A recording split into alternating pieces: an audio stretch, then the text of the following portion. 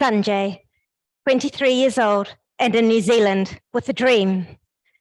But this is a nightmare. 70-hour weeks at work, $11 an hour.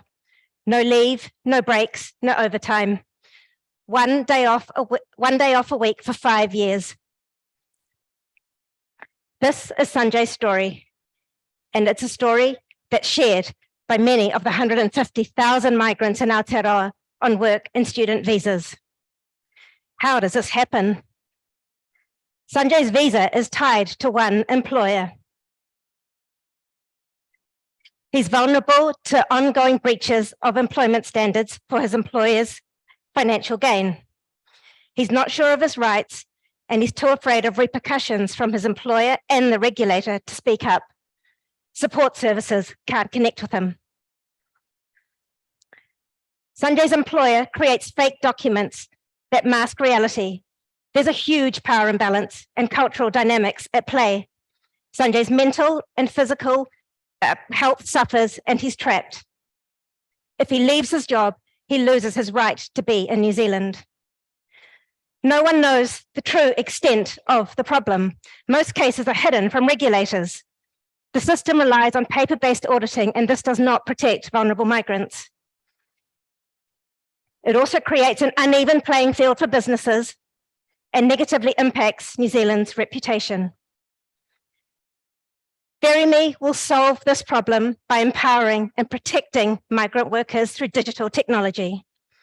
Sanjay will have accessible information in Hindi on his employment rights. He can ask employment questions from a multilingual chatbot 24/7. Through a time recording function on the app, he can link to GPS location data. He can gather evidence of his location and hours worked, and this can be used to support enforcement action. Sanjay can connect with free and trusted cultural and legal advocates who can help him get onto an open work visa and leave his job. Existing visa requirements can be digitized, and through VERI-Mi's workplace reviews, Sanjay will know the future employers he can trust. VERI-Mi is asking for $500,000 from government to develop this platform over 2 years. Phase 1, a 9-month pilot in Hospo in Wellington, including legal services and airport collateral. We would hope to develop this in partnership with Te Aotearoa and Luke Cunningham-Clare.